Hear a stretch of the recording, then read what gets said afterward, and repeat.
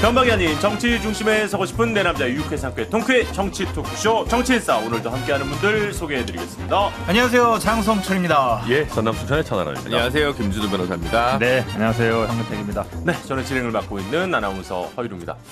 이제 더 이상 전남 순천보다는 좀 다른 타이틀 이제 하셔야 되는 거 아니에요, 전남 변호사? 아유, 아니죠. 혁신위원 천하람입니다. 뭐 이런 거. 냉정하게 말해서 아직 임명도 못 받아가지고. 그래요.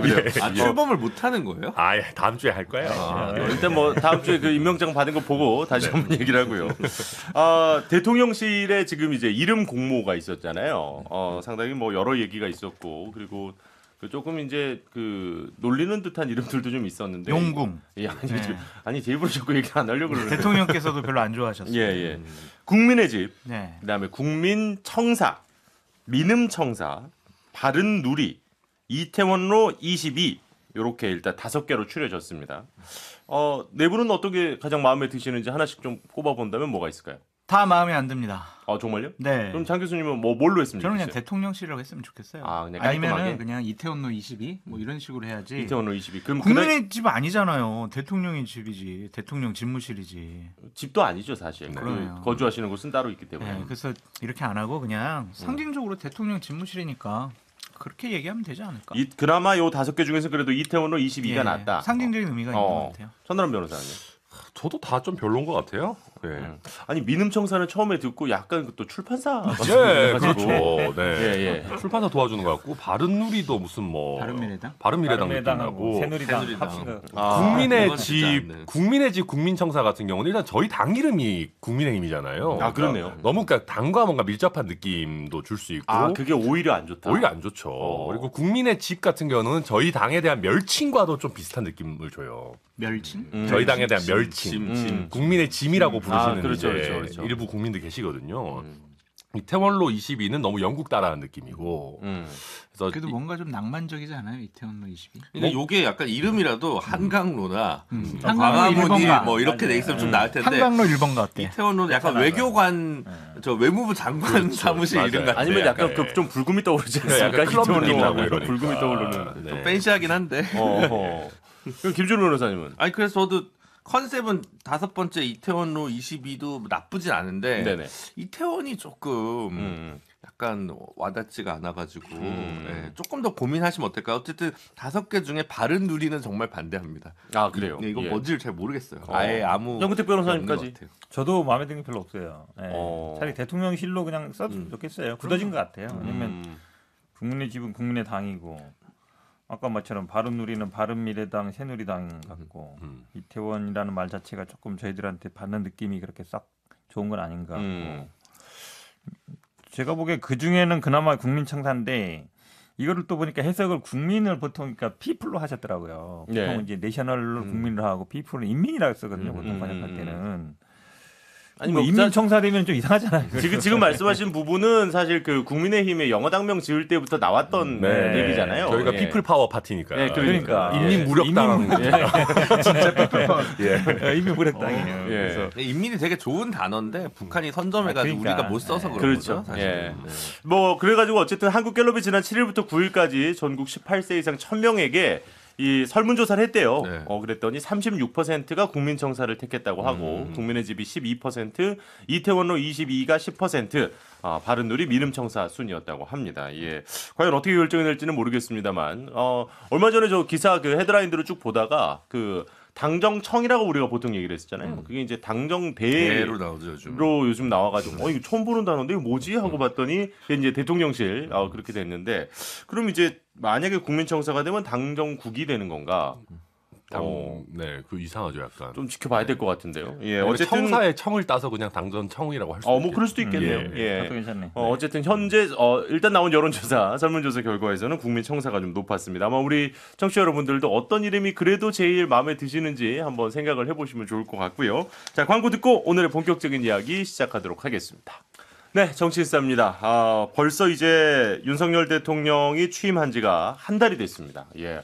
와, 시간이 참 빠르죠, 그죠? 예, 우리가 같이 그러니까 뭐 대선 방송 한 게 벌써 3월 9일이었으니까 이제 뭐 석 달이 훌쩍 지났고요. 한 1년 된 것 같아요. 근데 많은 일이 있어서. 아니 근데 뭐 어쨌든 선거도 치르고. 대통령실에서는 새로운 10가지 변화를 하면서 보도 자료를 또 냈습니다. 그래서 일단은 요거를 한번 제가 쭉 우리 청취자 여러분들께 소개를 해드릴 테니까 한번 들어보시고 왜 이와 웃어요? 관련한 왜 웃고 그러세요? 아니 뭐 같은 단어가 여러 개 있는 것 같아가지고. 자 일단은 10개니까 조금 빨리 제가 소개를 해드릴게요. 용산시대 개막 맞죠? 출근하는 대통령의 상시적 도어 스태핑, 이 도어 스태핑이라는 게 이제 약식 문답을 뜻하는 거고요. 점심시간과 주말을 이용한 소통 행보, 시민에게 개방한 대통령 집무실, 시민광장으로 탈바꿈한 청사 앞마당, 대통령과 비서진의 수시 소통, 통합행보, 추경 통과, 기자실 방문, 한미 정상회담 이렇게 꼽았습니다. 이 10가지 중에서 뽑으셔도 되고 우리 네 분이 보시기에 지난 한 달 동안 좀 뽑고 싶은 새 정부가 들어서고 윤석열 대통령이 이제 취임하신 이후에 어떤 변화가 가장 좀 크게 도어 와닿으셨는지. 스태핑 이거는 정말 획기적인 일이죠. 대통령의 날 생각을 국민들께서 가감 없이 들을 수 있다라는 것은 정말 처음 있는 일 아니겠습니까? 이것은 소통 측면에서 상당히 진일보한 것이다. 저는 앞으로 5년 내내 이 도어 스태핑을 계속 하셨으면 좋겠다라는 생각이 들고요. 저는 가장 인상적인 거는 5.18 기념식에 대통령께서 참석하시고 국민의힘 의원들 다 같이 가자고 하시면서 그 기념식에 대해서 상당히 여러 가지 의미를 부여하신 것 이것이 저는 상당히 인상에 남아요. 사실 그 보수 쪽 정치인들이 그렇게 많이 5.18 그럼요. 민주화운동 기념식을 찾아간 게 처음이었기 때문에 네, 단순히 이게 뭐 표를 얻겠다, 서진 정책이다 이런 것이 아니라 정말 광주 민주화 운동에 대해서 보수 우파 진영도 함께 추모하고 생각하고 판단하고 헌화하고 그분들 위로하고 이런 장면들 진작 있었으면 좋았을 것 같다라는 생각이 들어가지고요. 그때 좀 가슴이 좀 뭉클한 부분이 있었어요. 그래요. 대통령 본인께서 도어 스태핑을 할 때 뭐 한 달이고 뭐 100일이고 뭐가 어떻습니까? 일 열심히 하겠습니다. 뭐 이러면서 들어가셨거든요. 네. 이 10가지를 보면 억지로 10개를 맞추려고 이 실무진에서 이렇게 십진법에 노예가 되면 안 돼요.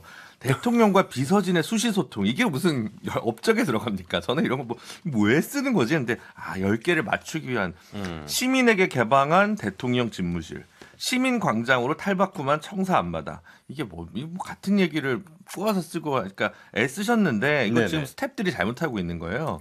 이거 지금 대부분은 소통 행보를 강화하고 있다가 10개 중에 한 6개 되는 것 같아요. 이거 하나로 하고 그냥 5대 업적으로 해도 될 텐데 혹시 10개를 맞추셨냐 이게 지금 좀 문제고 또 소통을 하는데 그렇다고 해서 이제 도어 스태핑 할 때도 예를 들어 답을 안 했다는 거예요. 예를 들어 뭐 윤재순 비서관은 성비 건이 있는데 물러나야 되는 거 아닙니까? 그러니까 다른 질문 없으시죠? 들어가셨다는 거예요. 네. 그럼 뭐 실제로 소통을 했는지 아니면 그럼 뭐 교체를 했는지 그런 것도 아니고 아니, 그래서 그런 생각 안 하는 것도 중요하지 않아요?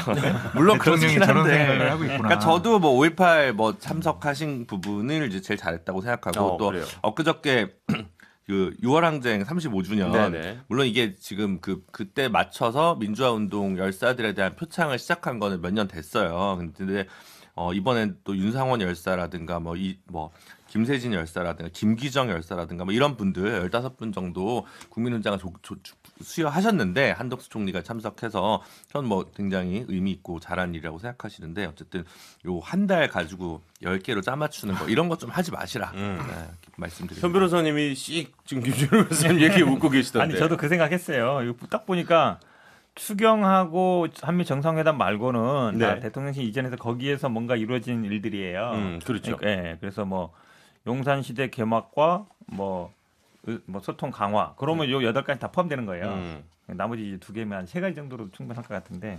그러니까 용산 시대가 개막하면서 1층에 기자실이 있어서 기자실 방문을 했고 방문도 하고 그러면서 그다음에 출근길에 그 1층에 있는 기자들이랑 얘기를 나눴고 이제 이렇게 된다는 그렇죠. 말씀이시죠. 그 얘기가 밥 먹으러 얘기인데 가고 뭐 그다음에 그 청사 옮겼으니까 거기서 비서진하고 소통하는 거잖아요. 예. 요걸 다 한마디로 하면은 소통 강화 이렇게 하면 딱 다 포함되는 거예요. 별 의미 없는데 저는 사실은 이제 개인적으로는 그러니까 5.18에는 예전에 보수 대통령이 간 적이 있어요. 예. 근데 제주 4.3 물론 취임 전인데 조금 뭐 그때 지각해가지고 말이 있었지만 그래도 최초로 갔어요. 그거 좀 의미 있다고 봅니다. 저도 뭐 약간 그 이해관계 있으니까 그러겠지만, 그러니까 그런 거에 대한 왜냐하면 5.18은 민주화에 대한 거라는 게 이제 인식돼 있지만 제주 4.3 아직도 약간 이념적인 거에서 완전히 이제 네. 극복은 못한 상태거든요. 이제 그런데 과감하게 행동했다. 이제 그런 부분이 당선인 신분으로 그때 참석을 그렇죠. 했죠. 당선인 신분이었지만, 그러니까 뭐 다음에도 오겠다고 약속했기 때문에 올 거로 보는데 이제 그런 거, 그러니까 이념적인 거에 약간 얽매이지 않는 모습, 저는 뭐 그런 건 일단 좀 긍정적으로 보고 있습니다. 그러니까 일단은 사실 그 예전에 생각해 보면 이제 보수 정권에서는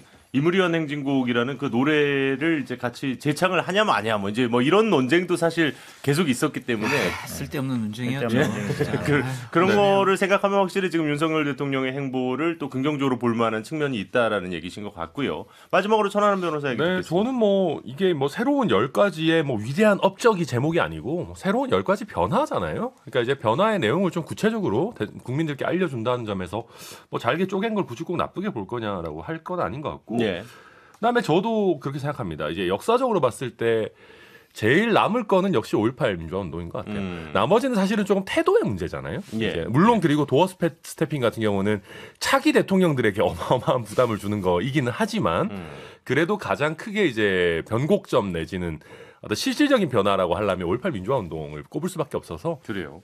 또 앞으로 이제 저희 당에서 이런 거에 관련한 잡음이 더더욱 안 나온다면 저는 그 어떤 완전하게 마침표를 찍어준 게 그 장면이 아니었을까 생각합니다. 역시 네 분 모두가 그 기존 보수 정권에서는 이제 잘 참석하지 않았던 이런 이제 기념식, 특히 민주화 운동이라든지 이런 쪽에 관련한 부분에 조금 더 진보적인 모습을 보여줬다. 이런 것에 대한 높은 평가를 해주셨고. 가긴 다 가셨었죠. 박근혜 대통령이나 한 번씩 이명박 갔어요. 대통령도 한 번씩 네. 한 번씩 한 가시긴 번. 가셨었어요. 그러면 이제 그 지금 방금 말씀하신 것 중에서 이 얘기를 우리가 조금만 짚고 가볼까요? 그 도어 스태핑. 그러니까 자꾸 이렇게 영어 그러니까 그걸 왜 도어 스태핑이라고 해야 되는지 잘 모르겠는데 그 출근길에 이게 원래 그냥 도어 스태핑의 주체는 기자죠. 도어 앞에서 이렇게 하는 게 기자고 네네네네. 대통령의 도어 스태핑이라고 얘기하면 이게 약간 좀 하여튼 뭐가 어쨌든 안 그 맞는데. 출근길 질의응답 정도로 저희가 네. 이제 쉽게 좀 얘기를 하자면 네.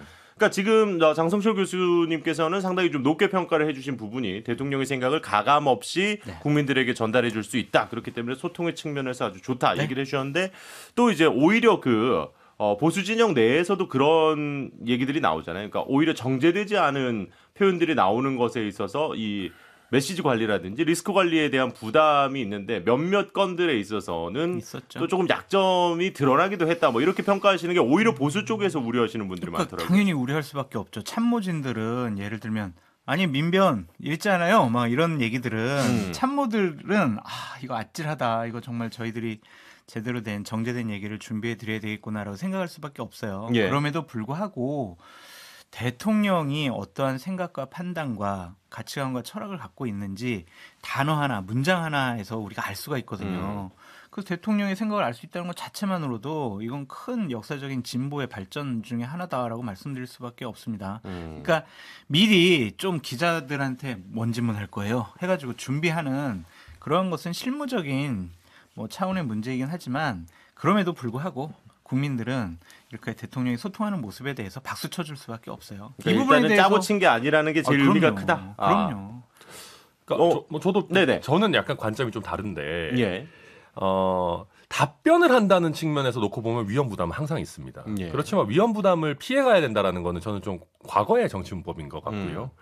저는 그거보다도 대통령이 기자들이 어떤 질문을 할까를 출근길에 생각한다는 게 더 의미 있다고 생각해요. 그래요. 그러네. 네. 예상 질문을 생각을 할 거 아니에요. 그리고 그날 아침에 신문을 보시거나 뭐 그 출근 준비하면서 TV를 어쨌든 틀어놓고 브리핑을 받든지 뭐 네, 하시겠죠. 브리핑을 받든지 그러면 대통령이 항상 여론이 뭐가 관심 있고 어떤 질문을 나에게 던질 것인가를 고민을 하게 된다는 거고 그러면은 기자회견을 1년에 한두 번 할 때에 비해서 매일매일 좀 여론의 향배에 관심을 기울인다는 게 되잖아요. 저는 예. 그 자체가 훨씬 더 의미 있다고 봐요. 답변이 잘 나오고 안 나오고를 떠나서. 그래요. 근데 한 가지 고치셨으면 하는 게 있어요. 이렇게 걸음걸이 이렇게 해가지고 뭐 물어볼 거 있으면 물어봐 뭐 이런 태도 보이시는 거는 근데 이제 와서 걸음걸이를 고치라고 그걸 이제 와서 어떻게 하시기는 바꿔. 조금 평생 쉽지는 않은 네. 것 같고요. 예. 그거는 조금 눈에 거슬립니다. 또 현 변호사님과 김 변호사님 두 분 의견도 좀 들어볼까요? 저도 뭐 그 자체는 좋다고 봐요. 예. 지금 12번 했다는 거잖아요. 그러니까 평균적으로 따지면 한 달인데 주말 빼면 뭐 이틀에 한 번 정도 한 것 같은데 소통 강화된 건 맞죠. 네. 그리고 뭐 곤란한 질문도 어쨌든 잘 피해가고 또 모른 척하면서 또 뭐 이런 것도 있었잖아요. 예, 뭐 그게 예. 뭐 이슈가 뭐가 있어요? 문제가 있어요? 그런 거 보면 이제 정치적인 화법도 많이 들긴 했는데 결국은 무난한 질문을 답하는 거는 어렵지 않아요. 네. 곤란한 질문을 했을 때 어떻게 할 거냐. 기자들은 결국은 질문하는 것이고 아주 어려운 질문, 곤란한 질문에 대해 답을 듣는 거거든요. 예. 그러니까 질문하다 보니까 뭐 왔다 갔다 하는 것도 있었죠. 음. 사면 얘기도 그렇고 뭐 분쟁 얘기도 그런데 그래도 어쨌든 좀 진일보한 거다. 그러니까 저는 바람은 아까 장 교수님 말씀처럼 끝까지 계속 했으면 좋겠다. 아마 제가 예, 보기에 예. 참모들은 말릴 거예요. 말리죠. 가면 이제 그만해라. 이제 네. 지하로 들어와서 이제 올라가든지 하시게 할 텐데 그냥 계속 하겠다. 저는 아마 5년 내내 하는 그 자체가 중요하다고 봅니다. 네, 그건 되게 중요하죠. 그리고 지금 메시지가 근데 뭐 대통령이 즉흥적으로 얘기하는 것들에 대한 불안정성도 있지만 예. 어쨌든 취임 한 달이 됐으니까 예를 들어 특별 감찰관을 없애겠다 그랬다가 아니라고 했다가 뭐 이런 식으로 지금 메시지가 혼란스러운 데가 있거든요. 그러니까 좀 안정화라는 측면에서 뭐 도어 스텝 뭐 이런 약식 문답 이거 뭐 유지하는 거는 당연히 좋은 일인데 그런 부분에서 좀 더 정제된 고민이 담긴 답변을 듣고 싶은 국민적 열망에도 이제는 응답해야 될 때가 됐다. 뭐 박순애 교육부 장관 후보자가 돼서 어떻게 임명하실 건가요? 그러니까 그냥 지나가셨다는 거예요. 네, 그런 것들. 그러니까 지금 말씀하신 제가 이제 요거를 왜 한 번 더 여쭤봤냐면 이 얘기를 하려고 그렇습니다. 그 지금 아까 말씀하셨던 민변 관련된 답변이 어디서 나왔냐면 그렇죠. 이 검찰이 지금 너무 편중된 인사를 하고 있는 게 아니냐 그랬더니 원칙대로 자기는 이제 능력에 따라서 인재를 지금 등용하고 있으며 전 정권에서는 이제 민변 출신이 뭐 싹 다 하지 않았습니까? 도배하지 않았습니까? 이렇게 얘기를 했는데 봤더니 그 민변 출신이 3명인가 시작할 때 당시에는 있었다고 하죠. 그리고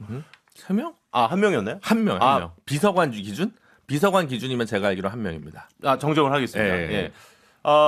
처음에 그러니까 지난 정권에서는 그러니까 문재인 정권이 출범할 당시 그때 기준으로 보면은 이제 비서관 정도급에서는 한 명. 네. 민변 출신은 한 명이었던 것 같고요. 근데 지금 이제 검찰 출신이 뭐 10분이 넘는다는 거 아니겠습니까? 이렇게 다 이렇게 5 봤더니 분이죠. 예.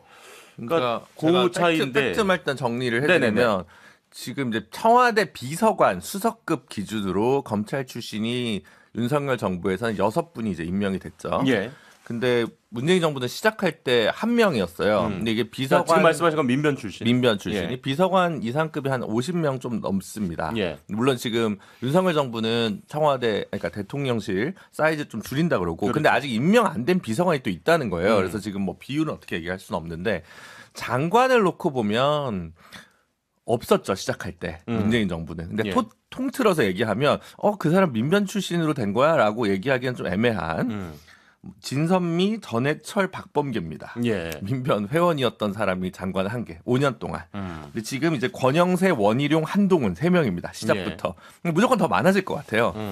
5년 동안 제가 카운트한 걸로 거의 제가 제일 정확할 것 같은데 문재인 정부에서 그 청와대에서 비서관이 민변 출신 9명, 10명 정도예요. 다 해서 5년. 다 해서 5년 동안. 이게 또 김준호 변호사께서 지금 민변 소속이시기 때문에 네. 예, 정확하게 아마 제일 네. 세지 않으셨을까 싶은데. 그래서 뭐 그것도 소위 이른바 민변 출신이라고 해서 그 전에 탈퇴했는데 예, 예. 이제 보수 매체에서 막 카운트를 할 때가 있어요. 뭐 오세훈 시장처럼 예. 네 그런 경우까지 포함해가지고 그렇게 되는 건데 그래서 뭐 이제 보시면 아시겠죠 앞으로 어떻게 될지. 근데 도배했다라는 표현은 조금 지금 도배 중이신 분께서 하실 표현은 좀 아닌 것 같습니다. 그러니까 이 얘기가 왜 다시 제기가 됐냐면 그 이복현 금융감독원장 취임 때문이었거든요. 그러니까 사상 처음으로 이제 검사 출신 금감원장이 탄생을 하면서 역시 너무 지금 이게 검찰 출신 인사들이 많은 거 아니냐 이런 얘기가 또 한 번 지금 나오게 됐는데 뭐 중앙일보 기사에서는 검찰 내부에서조차 우려의 목소리가 나온다 뭐 이제 이런 기사도 나왔어요. 그래서 이렇다 보니까 오히려 이제 또 이준석 대표 같은 경우에는 그럼 검찰 출신이라고 오히려 역차별을 받아야 되냐 뭐 이런 의견들도 있고 해서 네 분이 좀 자유롭게 좀 얘기를 해주시는 걸. 제가 보기엔 아까 예. 이제 그 김 변호사 얘기처럼 뭐 권영세, 원희룡, 뭐 진선미, 전해철 이런 분들은 사실 정치인이에요 이미. 그렇죠. 예, 정치 지형으로 들어와서 뭐 3선 4선 한던 분들이기 때문에. 그분들은 원희룡 뭐 이제, 이분들은 뭐 검사 생활 오래도 안 했어요. 그러니까 사실 이제 정치인이나 봐야 되는데 지금 문제가 되는 거는 이제 정치 들어오기 전에 바로 이제 검찰에 있다 바로 오신 분들 네. 그런 분들이 문제인 거예요. 예. 그러니까 기존에도 보면 지금 청와대나 청와대 아니 대통령실이나 정부 부처에도 기존에 뭐 법조인들이 하던 데들 뭐 법조인이 하는 거 큰 문제 안 삼았는데 하필이면 거기도 이제 검사 출신만 가고 있고 더 문제는 이제 그동안에 법조인들이 안 하던 영역들도 가고 있단 말이죠. 예. 그게 문제인 거죠. 그러니까 대통령실 같은 경우도 예를 들어서 공직기강 비서관이라든지 법무비서관 그전에도 법조인이 했어요. 근데 검사들이 꼭 한 건 아니었거든요. 판사 출신도 있었고 변호사도 했었는데 그것도 일단 다 검사고 그거 말고 영역 뭐 예를 들어 총무라든지 인사라든지 부속실 그런 데는 사실은 법조인이 한 적이 없어요. 예. 검사도 한 적이 없고 당연히. 근데 그런 데까지 이제 검사 출신들이 가고 있는데 가장 중요한 건 이거죠. 검찰에 있다 바로 간다는 거죠. 예를 들어 네. 검찰에 있다 나와서 뭔가 자기 일을 하고 정치를 한다든지 뭐 사회활동을 하던 게 아니라 검찰에 있던 분들이 바로 옷 벗은 지 얼마 안 돼서 바로 가고 있기 때문에 문제인 것이고 정부 부처도 마찬가지죠. 지금 뭐 금감원 그다음에 예를 들어서 뭐 보훈처 이런 데는 간 적이 없거든요. 사실은 검사뿐만 아니라 법조인 자체가 간 적이 없어요. 근데 뭐 그런데도 다 뭐 법조인들이 가서 그러니까 윤석열 대통령이 생각하는 법조인은 검사인 거예요. 일단 검사가 가는 거고 검사가 유일하게 법조인을 생각하는 거고 또 어쨌든 그게 법치라고 생각하는 것 자체가 저는 좀 잘 안 맞는 것 같아요. 왜냐하면 법치라는 거는 법조인이 하는 통치가 아니고 기본적으로 법에 따라서 제도에 따라서 하는 것이지 그런 어떤 법조인 특히 뭐 검사 출신들이 가서 법대로 하는 게 법치주의다. 그렇게 생각하면 그거 굉장히 위험한 거라고 봐요. 일단은 장 교수님도 뭐 지난 몇 주간의 방송 동안 자꾸 검찰 출신이 편중되는 것에 대한 우려는 좀 얘기를 해주셨는데. 근데 이복형 금융감독 원장은 저는 능력 면에서 적재적소의 인사다라는 대통령의 인식에는 동감을 합니다. 예. 어쨌든 금융감독원이 주로 하는 일들은 검사 조사예요. 그렇다면 검사 출신 이건 충분히 잘할 수 있다. 이복현 검사 같은 경우에는 검사 생활하면서 이런 금융, 경제 쪽 수사를 많이 했기 때문에 금융감독원이 할 일을 충분히 잘할 수 있다. 그리고 다른 뭐 제도나 이런 것들 있잖아요. 금융 제도, 정책 이런 것들은 금융위원회에서 담당을 해요. 그렇기 때문에 다른 대여섯 분의 부원장 보에 여러 가지 서포트를 받으면 충분히 일은 잘 해나갈 수가 있다라는 좀 생각이 드는데 제가 이제 문제 삼고 싶은 거는 이런 거죠. 사적 인연을 통해서 인연을 맺었던 분들이 공적인 영역에 오는 것이 과연 옳은 것이냐.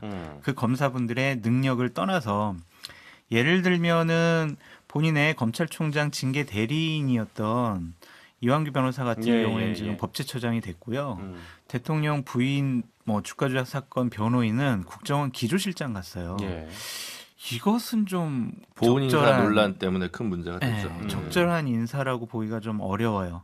검사라고 해서 역차별 받을 수는 없지만 검사 출신 나를 도와줬던 사람이라고 국가의 여러 가지 공적인 자리에 이렇게 임명을 한다라는 게 옳은 것이냐? 솔직히 잘 모르겠습니다. 네, 그러면 잠시 빨리 광고를 듣고 와서 나머지 분들 이야기도 제가 좀 여쭤보도록 하겠습니다. 네, 정치인싸입니다. 천하람 변호사님께도 여쭤봐야죠. 같이 의견도 들어보고 거기에 질문 하나 얹어서 사실 그 권성동 원내대표도 그런 얘기를 했지 않습니까? 그러니까 인재풀에 한계가 있는 것도 사실이다. 뭐 이런 얘기를 했는데 국민의힘 내부에서도 약간 우려의 시각이 있는지도 좀 궁금하고요. 그래서 그것과 포함해서 천 변호사님 의견도 같이 들어볼게요. 네, 그 뭐 실제보다도 이제 아무래도 언론이나 우리 국민들께서 검사 출신이 너무 많다라는 우려를 실제 갖고 계시거든요. 그렇다면 저희가 그 여론의 흐름을 따라가야 되는 것이고요. 정치라는 것은. 그래서 아마 당내에서도 검사 출신 좀 과하게 하지 말자 그런 우려가 당연히 있습니다. 근데 그 인재풀에 한계가 있다는 거는 아마 제가 그때 그 맥락상 이제는 검사 출신 인재풀에 한계가 있다라는 뜻으로 저는 이해를 했거든요. 그러니까 검사 출신 더 쓸 사람이 있냐. 쓸 만큼 썼다. 오히려 그런 식으로 들었는데 그거는 뭐 조금 사람마다 해석의 영역이니까. 해석의 영역이니까.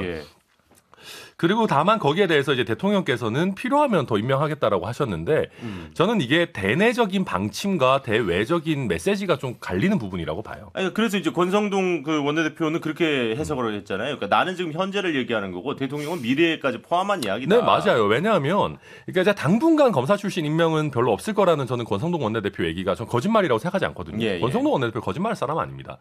그렇다고 하면 대통령께서 앞으로 검사 출신 임명 안 하겠습니다라고 하면 바로 따라오는 논란이 언제까지 안 할 겁니까? 내지는 어느 직위까지 안 할 겁니까? 이게 되게 복잡한 논란으로 이어질 수가 있어요. 그럼 예를 들면 뭐 한 3급 국장 이런 것도 안 할 겁니까? 그러니까 이제 그런 면에서 전 대통령은 현명하게 답변하셨다고 생각을 하고요. 그다음에 이제 몇 가지 좀 근본적인 부분은 뭐 가버먼트 어토니 이런 얘기 나오면서 이게 네네네네. 법조인의 지배와 뭐 법치를 혼동하는 거 아니냐 뭐 이런 식의 비판도 나오는데 저는 그렇게 생각해요. 그러니까 외국에서 법조인들에게 행정이나 정책 업무를 많이 또 맡기고 그런 분야에 많이 진출하는 이유가 아무래도 법을 잘 해석하고 적용할 줄 알아야 실제 법의 그 취지나 내용을 잘 구현할 수 있지 않겠습니까? 그런 의미에서 법조인들이 사회 다방면에 진출하는 것 자체는 바람직하다. 예. 그리고 우리나라는 이제 예전에 정부 내에 변호사들이 좀 부족하다 보니까 검사들이 다른 나라 같으면 그냥 그 사내 변호사 비슷한, 그러니까 그 정부 내의 사내 변호사 역할을 하는 역할을 검사들이 좀 해왔어요. 예, 예. 그래서 그런 거를 좀 얘기하시는 것 같고. 그다음에 마지막으로 이게 카운트가 약간 과한 면은 있어요. 예를 들면 법무부 장관, 법무부 차관, 뭐 법제처장 이런 것들도 다 법조인, 뭐 검사 출신이 같다 이런 식으로 이제 카운트를 하는데 이런 부분들은 대체적으로, 그러니까 물론 예외도 있었습니다만은 검사들이 많이 가던 자리거든요. 그래서 이런 것까지 아니죠. 법제처장은 검사 출신이니까 더 많을걸요 아마 역대 쭉 따져보면. 아닐 것 같은데. 아, 그래? 하여튼 뭐 한번 확인해 보죠. 보시죠. 예. 네. 네네. 뭐 여튼 어쨌거나 검사 출신이 가도 그렇게 이상하진 않은 자리거든요, 최소한. 뭐 국조원, 국가정보원 기조실장도 마찬가지고. 약간 검사 출신이 가는 게 좀 이상한 자리들을 찾자면은 뭐 보훈처장 같은 거 있는데, 보훈처장 같은 경우는 박민식 의원은 말 그대로 이제 정치인으로 변신한 지가 꽤 오래되신 분이기 때문에. 예. 그분 정무위도 오래 하셨어요. 그죠. 그래서 뭐 검사 출신이다라고 얘기할 건 아니고, 아까 말씀하신 이제 금감원장도 검사 출신이 사상 처음이긴 한데, 문재인 정부에서 금감원장을 하셨던 김기식 전 금감원장도 본인이 문재인 정부에다가 검사 출신 한번 해보는 거 어떻겠냐라고 제안까지 했다는 거거든요. 예. 요새는 이제 정책적인 면도 중요하지만 금융 소비자 보호나 이런 것들이 되게 중요하니까. 범죄와 연루된 것들이 그렇죠. 많으니까. 그래서 예. 검사가 한번 와가지고 이런 부분 확 강화해 주는 거 좋은 것 같다라는 의견을 내셨기 때문에. 그러면 천 변호사님, 크게 이상하지 않은 것 같아요. 네. 그러면 역대 정부와 비교해서 검찰 출신이 많다고 안 느끼십니까? 많죠. 근데 왜 그러냐면은 사실 검사 출신도 검사 출신인데 검찰 출신이 늘어서 그래요. 그러니까 뭐냐면, 그렇죠. 그러니까 무슨 말씀인지 알겠습니다. 검찰 쪽에서 검사가 아닌 업무를 하셨던 분들도 이제 정부 쪽에 땡겨 오니까. 네, 그리고 이제 많은 비판을 예. 받는 게 이제 총무비서관, 뭐 대통령 비서실 부속실장, 뭐 이런 분들까지 왜 검찰에서 데리고 오냐 하는데, 이분들은 인사기획관까지. 보통 인사기획관 이런 분들은 보통 보면 윤석열 대통령이 검찰총장 시절에 이 역할을 하던 분들이에요. 예. 운영지원과장, 뭐 이런 뭐 비서실장 그때 당시에도.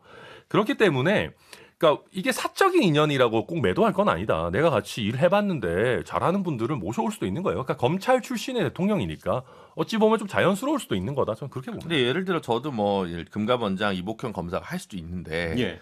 지금 이제 강수진 교수도 검사 출신 이제 공정거래위원장 되냐 마냐 뭐 이제 이렇게 얘기가 왔다 갔다 해요. 기사를 보면. 안 한대요. 근데 이제 그걸 보면 아니 여기에 이런 분들을 쓰려면 아까 우리 장성철 교수님 얘기했듯이 이완규 법제처장, 조상준 국정원 기조실장 이런 사람들을 썼으면 안 돼요. 여기는 꼭 검사가 가야 되는 것도 아니고, 그리고 새로운 자리에 검사가 늘리려면 검사 출신, 검찰 출신 비중에 대한 비판이 있기 때문에 예. 굉장히 고민을 많이 해야 되는데 인사의 총체적인 플랜이 없는 거죠. 그때 야 누구 없냐 사람 없냐 이런 거 고민이 있어요. 저는 그 민변 사무처장 할 때 소문을 되게 많이 들었어요. 예를 들면 아무도 공수처를 지원하지 않았어요. 공수처장을 뭐 안 되는 거다. 그리고 돌리는 소문은 뭐냐면 민변 출신 말고 좋은 사람 좀 추천해달라는 요구가 여기저기서 빗발친다. 왜냐하면 굉장히 신경을 쓴 거예요. 그러니까 문재인 민변 출신이 정부에서는 많이 들어간다는 이 이야기가 네. 나오는 것 자체를 경계했다는 되게 말씀이세요? 싫어하셔가지고 사실은 뭐 아까 제가 거의 10명 가까이 될 거라고 비서관 얘기했는데 처음 청와대 한 명이라 그랬잖아요. 그래서 1년 지나고 그분이 교체되고 그리고 나서 그다음 2년째는 2명이었어요. 네. 근데 그러다가 이제 뒤에 가니까 교체가 자꾸 되니까 법무비서관이나 뭐 공직기관, 반부패 이쪽은 어차피 법조인이 하거든요. 네. 민정수석. 그러다 보니까 한두 명씩 나오는 게 이제 늘어가지고 그런 거지. 재임 기간이랑 다 합치면 또 그렇게 많지가 않거든요. 그래서 한꺼번에 6명씩 이렇게 있을 수가 없단 말이죠.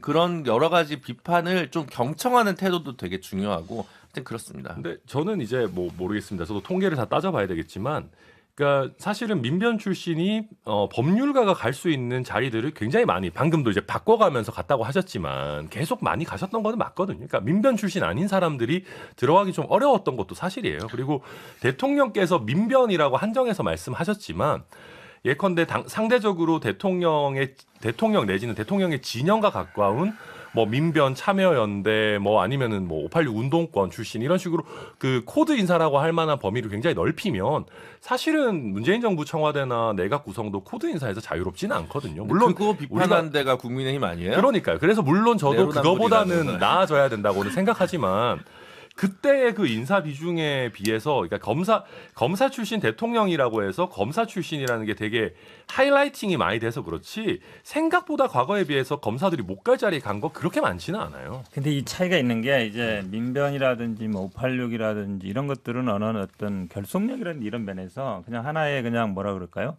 586이냐 아니냐 하면 애매한 사람들이 되게 많아요. 네. 민변도 물론 열심히 활동하는 우리 김 변호사처럼 있지만 또 그냥 저처럼 그냥 회비만 내는 사람도 많거든요. 그러니까 네. 확고한 어떤 조직 소속 의식이라든지 그런 게 확고하지는 않아요. 근데 이제 검찰이라는 조직은 한번 검사하면 본인이 그냥 검사다 그런 가족 의식이 굉장히 강하거든요. 뭐 어쨌든 기수문화, 상명문화 이런 게 뭐 강하고 그런 게 있죠. 예. 동일하게 비교가 쉽지 않아요. 근데 그 검사 동일체 뭐 또 이 얘기는 그렇죠. 워낙 많은 그러니까 분들도 알고 지금 계시고. 자꾸 뭐 미국의 지금 저도 뭐 거버먼트 어토니가 사실 어찌 보면 여기는 검사라기보다는 그냥 변호사. 네. 그분들은 이제 변호사 하다가 뭐 그러니까 검사조차도 그냥 정부를 대리하는 변호인 이 정도 느낌이거든요. 거기에서는 그러니까 연방 정부라든지 지방 정부를 대리한다 이 정도 느낌이지 우리나라처럼 뭐 한번 검사니까 검사로서의 정체성 이렇게 딱 하지 않거든요. 그래서 그냥 일반적인 법조인이 뭐 정치를 할 수 있다 뭐 그거는 괜찮아요. 근데 지금 문제가 되는 것들은 그동안 법조인조차도 안 들어가던 영역들이 들어가고 그거를 대부분 다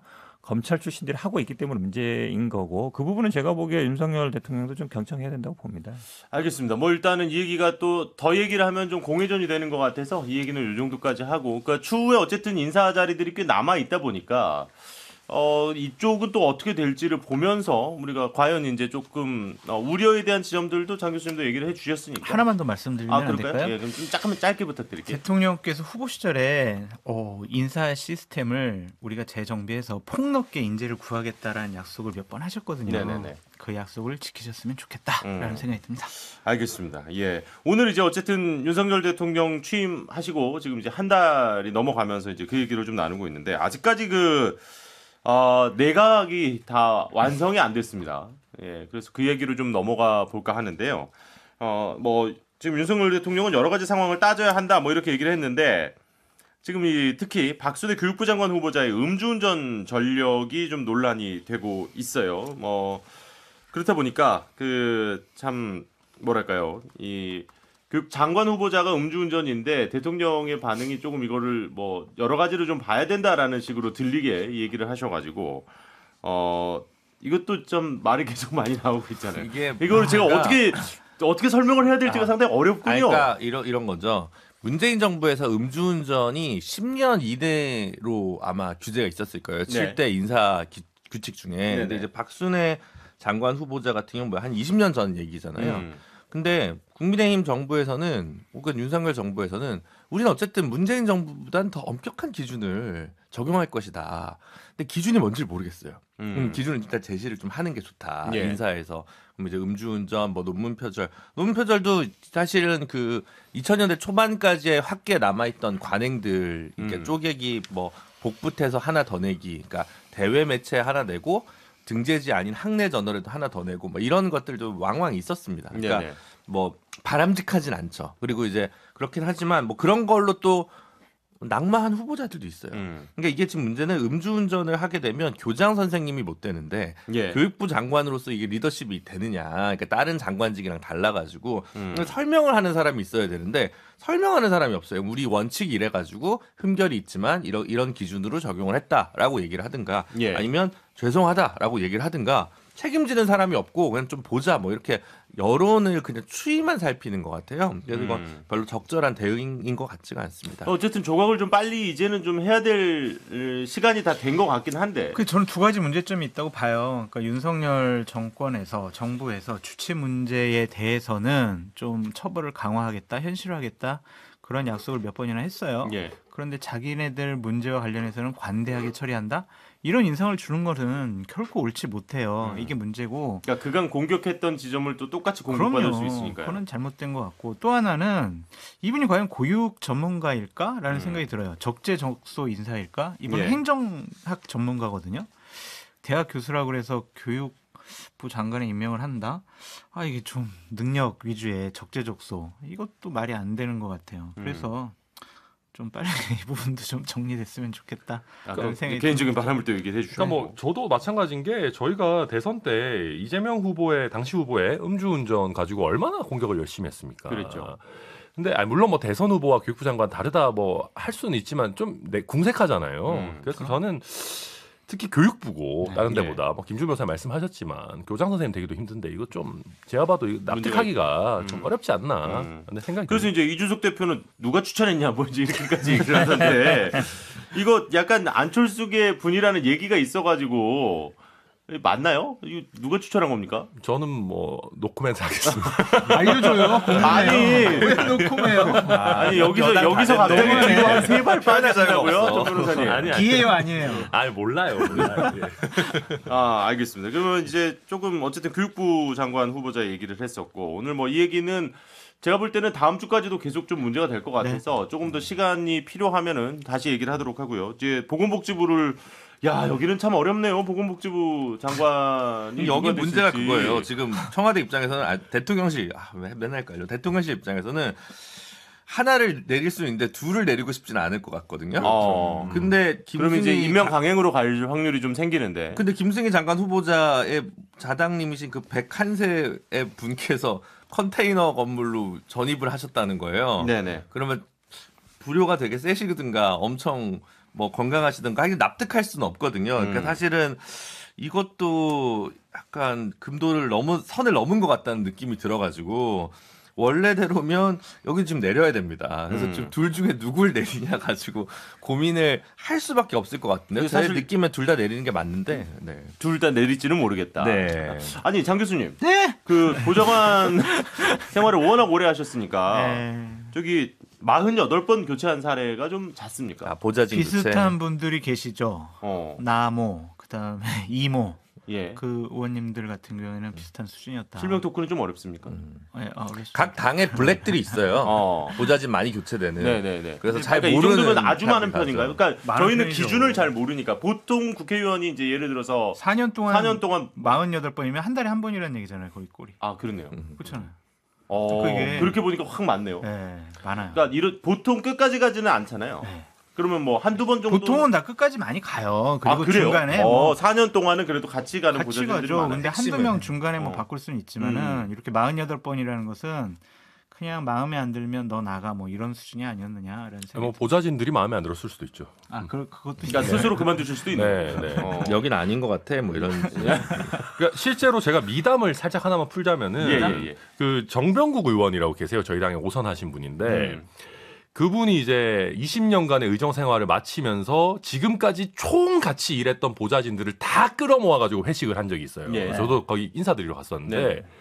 48명이 안 돼요. 아. 그러니까 20년간 총 합쳐서 예, 보좌진 예. 한 분이. 대단하다. 아니 저는 지금 미담 얘기하신다 그래서 김승희 장관 후보자 미담을 얘기해 그건 저도 주실 잘 줄 몰라요. 알았더니. 그분에 대해서는. 네, 근데 아무튼, 이분은 예. 정치 자금도 막판에 좀 여기저기 좀 애매하게 쓰신 것 같고 그 차량 관련 얘기죠. 차량뿐만 아니라 예. 뭐 임기 말에 이제 5,100만 원 정도 남은 정치 자금이 있었는데 옆에 의원실에 뭐 100만 원씩 기부도 하고 뭐 회식 간담회를 마지막에 30회를 한 달 동안 했는데 이게 여러 가지로 하여튼 적절치 않은 것 같아서 공직 적격성이 상당히 의심스러울 수밖에 없습니다. 부끄러워서 그러니까 이 드릴 말씀이 없습니다. 딸 채용 문제도 그렇잖아요. 아 이제 그렇죠. 공고도- 일단 뭐 그 부인하긴 했습니다. 그렇죠. 부인하긴 했는데 어쨌든 팩트로는 채용 공고도 없고 예. 지원자 한 명이었는데 채용이 됐다는 거지 않습니까? 한강 문화관에 물론 뭐 6개월밖에 안 다녔다고 하지만 그건 문제가 아니라 어쨌든 그런 자리에 국회의원 딸이 그냥 뭐 채용된 거 예. 사실은 오랜 것도 아니에요. 2019년 일이에요. 그러면 이게 당장 뭐 채용 문제 이게 굉장히 민감한 건데 예. 요즘은 잘 그렇게 안 하거든요. 그러니까 최근 몇 년생이 문제되기 때문에 예전에는 가족들을 뭐 보좌관 쓰고 막 이랬지만 네네네. 아는 사람 추천도 잘 안 하거든요. 요즘은. 근데 딸을 바로 뭐 이런 공공기관에 넣었다라고 라고 의심될 수 있는 상황이 예. 되면 당연히 말 나올 수밖에 없죠. 그러니까 저는 그렇게 생각합니다. 이제 그 김준호 변호사님 말씀이 맞는 게 운 좋게 장관 된 사람들이 여지껏 많았어요. 그러니까 문재인 정부 때도 그랬어요. 예를 들면 한 3명 정도가 이제 교체될 시기에 예, 예. 한 명의 그 이슈가 활활 타오르면 나머지 분들도 문제가 좀 있는데 이렇게 묻어서 가고. 근데 저는 그게 굉장히 올드한 정치 문법이라고 생각하거든요. 예. 예를 들면은 낙마가 되면은 조금 자존심 상하고 인사권자 입장에서 그리고 그 인사 라인에 있는 분들이 좀 많이 혼나고 뭐 그런 건 있지만 어디까지나 다 내부 사정 아니겠습니까? 예. 그러면 국민들께서 보시기에 문제가 있다라고 특히 어느 정도 팩트로 좀 드러난다면은 인사권자가 자존심 좀 상하더라도 저는 오히려 그걸 빨리빨리 반영해 주는 게 민심에 부합하는 거라고 생각합니다. 아, 예. 대단히 누가 검증했고 누가 혁신적인 추천했나? 이야기를 또 이렇게. 예, 아니 뭐 운 좋게 혁신위원다운 장관 되고 이야기였고요. 뭐 이런 건 솔직히 좋지 않잖아요. 근데 그러니까 말 이해가 검찰 안 출신 일 잘하는 인사비서관이랑 뭐 하는 거예요 도대체? 할 말이 없네요. 인사기획관이랑. 할 말이 파이팅. 아, 이걸 이렇게 정체를 하시니까. 뭐 어쨌든 간에 이게 이렇게 되면은 참 오래 걸리네요. 생각했던 것보다 이제 첫 내각이 다 진용이 꾸려지기까지가 좀 시간이 걸리고 아니 있는 상황이고. 근데 지금 민주당이 인사청문회를 개최를 합의를 안 해주면 이분들은 일단 원구성 협상이 좀 잘 안 되고 네. 있죠. 네. 대통령이 임명해 버릴 수가 있잖아요. 음. 참 이것도 문제네요. 아, 그러니까요. 검증 이게- 받아야 되는데. 아니 근데 어차피 인사청문회를 하더라도 의지가 있으시면 강행할 수는 있는 거니까. 그래도 이제 이런 사실들이 국민 앞에 예, 예. 낱낱이 드러나고 국민들의 여론이 안 좋으면 대통령으로서는 부담을 가질 수밖에 없겠죠. 그렇죠. 왜냐하면 지금 강행하면 이 두 분 그대로 강행하면 야 너희 선거 끝났다고 이렇게 바뀌냐? 이렇게 민심이 또 굉장히 돌아설 수 있기 때문에 좋지 않습니다. 가급적이면 절차는 준수하는 게 좋다고 봅니다. 예. 그리고 또 민주당에서도 그 가끔씩 그 청문회에서 득점할 수 있는 기회를 드려야죠. 네. 민주당도 좀 좋은 청문회 좀 해야 되지 않겠습니까? 예. 그래요. 예. 배려 차원에서 자, 어쨌든 이렇게 해서 계속 지금 뭐 두 분 다음 주면은 결론이 날까요? 어떻게 보세요? 쉽게 나지는 아니 않을 것 원구성 같다는 협상이 생각도- 저렇게 질질 끌어지면 이게 예. 결론이 안 날 수 있죠. 한번 보시죠. 네. 그리고 이제 여러 의혹들이 계속 더 커질 것인지 아니면은 조금 이제 어느 선에서 정리가 될 것인지 더 나올 것 같아. 더 나올 것 같아요. 예. 김성희 왜 장 그러세요, 또? 오늘 이 얘기까지 좀 하겠습니다. 제가 볼 때는 이제 두 가지 정도 얘기를 좀 우리가 나눠 보려고 했었는데 급한 얘기부터 할게요. 또 다른 이슈 하나는 다음 주에도 우리가 충분히 얘기를 할 수 있을 것 같아서 지금 이제 화물연대의 총파업이 길어지고 있습니다. 그렇다 보니까 특히 이제 부산 같은 경우에는 지금 컨테이너 관련해 가지고도 상당히 조금 복잡한 상황이 됐고요. 그런데 이제 화물연대의 입장도 좀 들어보면 이게 그거 아니겠습니까? 그러니까 차주가 있고 그 다음에 이제 물건 운송을 이제 시키는 회사가 있는데 그렇죠. 그 중간에 있는 곳에 그 중간에서 소개를 해주는 이곳에서 네. 너무 많은 수수료를 소개를 가져가다 보니까 실제로 이제 차주 그리고 이제 트럭 지금 이제 운송을 하시는 분들 입장에서는 실제로 지금 벌어들이는 수익이 너무 말도 안 된다. 그렇게 그렇죠. 되면 과적을 하게 되거나 과속을 하게 되거나 어쨌든 운행수를 늘려야 되니까 네. 그런 피로도가 올라가고 그러면 고속도로에서의 사고 위험성은 올라간다. 그렇죠. 이제 그게 이제 그렇기 때문에 수가를 좀 보장을 해줘야 된다. 그런데 문재인 정부에서 한시적으로 했던 그 수가 보장과 관련된 게 이제 끝나가기 안전문제. 때문에 그래서 이제 보장을 해달라고 지금 주장을 하면서 파업에 들어간 거거든요. 네. 요 정도까지 이제 배경은 말씀을 드렸고. 그래서 이제 윤 대통령은 이제 노사가 자율적으로 풀어가야 한다 이렇게 얘기를 했습니다. 그래서 참 이게 개입을 어느 선까지 하는 게 맞는 건지는 뭐 정답이 없습니다만은 상당히 좀 이게 길어지면 우리 물류에 정말 큰 지장이 그럼요. 생기기 때문에 뭐 당장 소주 공급 대란 뭐 이런 얘기 나왔었잖아요. 네. 그래서 좀 어떻게 생각하시는지 네 분의 의견도 좀 궁금합니다. 대통령께서 하나는 잘했고 하나는 잘못한 것 같은데요. 그 도어스텝 보면 노동에 적대적이어서는 안 된다. 예. 이런 얘기는 했어요. 그런 면에서 뭐 불법 시위를 엄단하겠다 뭐 이런 식으로 접근할 문제만은 아니다라고 얘기를 하신 것까지는 괜찮아요. 예. 근데 지금 핵심 쟁점이 이제 3년 동안 시행했던 안전 운임제를 유지할 거냐 말 그렇죠. 거냐거든요. 거기서 핵심은 유가가 올라가는데 유가가 올라가면 그걸 자동으로 변동이 적용이 돼서 최소한의 수익률을 보장해 달라는 거거든요. 그런 거니까 사실은 뭐 굉장히 합리적인 제도예요. 한 네. 3년 써보겠다고 했던 거고 교통연구원인가 거기서 이제 그 연구 용역 한 다음에 국토부 장관이 국회 보고를 하기로 원래 협의가 돼 있었어요. 이거 어떻게 할 거냐. 그러니까 사실은 지금 일반적인 파업이 아니라 정부 정책과 관련된 문제고 예. 국토교통부에서 안전운임제를 어떻게 계속 유지할 것인가 말 것인가. 민주당은 지금 조호섭 의원이 이거를 안전운임제를 계속 쓰자는 법안을 발의를 해놓은 상황이거든요. 예.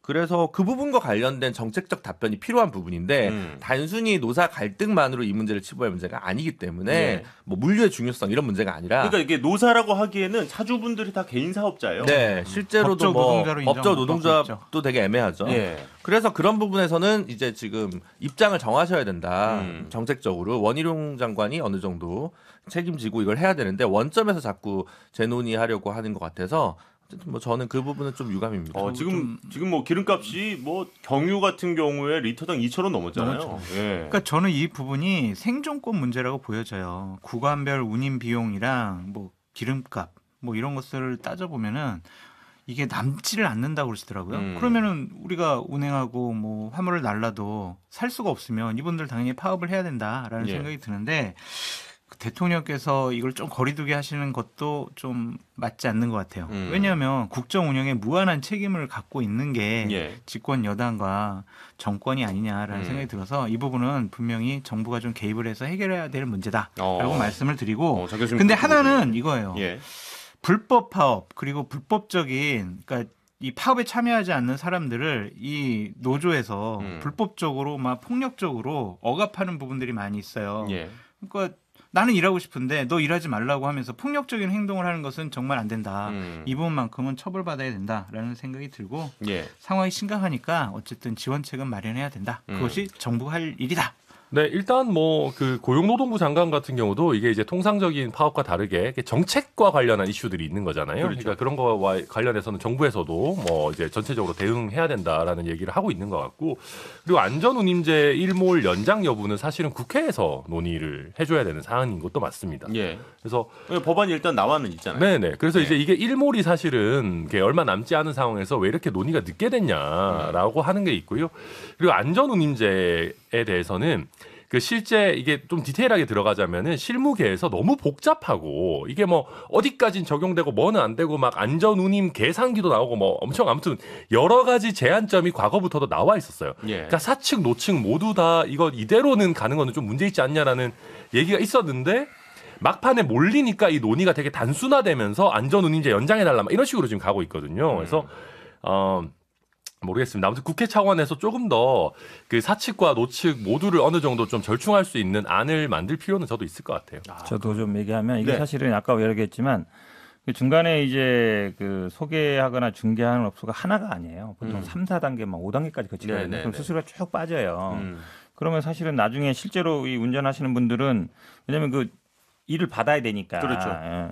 그렇다 보면은 그러니까 다이렉트로 그냥 그쪽이라고 그렇게 안 돼요. 하지라고 이제 생각하실 수도 있는데 그렇지 그게 그렇게 않아요. 되는 구조가 아닙니다. 예, 여러 단계를 예. 거치게 됩니다. 예, 여러 예. 단계를 거치게 되기 때문에 거기서 다 빠져나가는 건데 그걸 예를 들어서 뭐 정부에서 어느 정도 좀 뭐 그렇다 해서 공공을 하나 만들어 둔다든지 그렇지 않은 상태라면 지금 민주당 입장에서는 이제 안전운임제를 어쨌든 유지하든지 연장하겠다라는 것이고 이제 국민의 입장에서는 지금 원구성이 안 됐으니까 이거 논의 못 한다는 거고 그다음에 지금 대통령 말처럼 이게 노사가 자체가 독립이 안 돼요. 그러니까 그렇죠. 노사간 협의할 수 없는 상황이고 네네네. 그럼 이제 책임 부서가 원희룡 국토부 장관인데 국토부 장관도 뭐 국민적 합의 약간 애매하게 얘기하는 거거든요. 안 낀다는 얘기예요. 예. 그러니까 이러면 이제 책임 자체가 없어져 버리는 거예요. 그 말씀처럼 이제 국회가 해결해야 되는데 저는 이런 문제는 사실은 원구성과 연대시킬 필요는 없어요. 그냥 당장 만나서 해결하면 되는 거거든요. 예. 그러니까 요구하는 거 이거죠. 현재 유가도 많이 올랐고 현재 기준대로만이라도 유지하게 해달라 이거거든요. 근데 이분들 뭐 보시면 알겠지만 한 달에 진짜 거의 뭐 풀타임으로 일해도 2, 300 가져갈까 말까인데 기름값 올라서 그거조차도 줄어들고 있는 거 아닙니까? 게다가 이제 또 차량이 워낙 고가다 보니까 그렇죠. 또 할부금이라든지 할부금도 뭐 들어 이런 이자 부담들이 올라가면 또 있죠. 올라가는 거거든요. 예, 예. 그래서 굉장히 어려운 상황이기 때문에 이런 거는 제가 보기에 정부가 나서서 해결을 해줘야 된다고 봅니다. 맞습니다.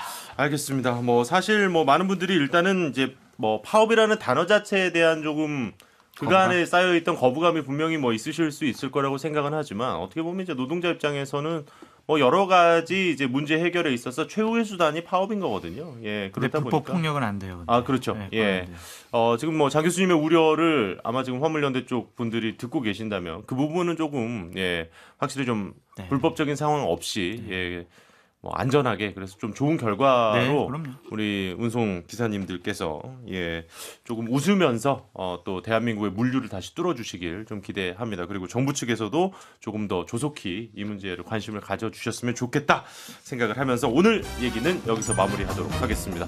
네 분 오늘도 수고 많으셨고요. 우리 또 다음 주에 뵙겠습니다. 고생하셨습니다. 감사합니다. 감사합니다.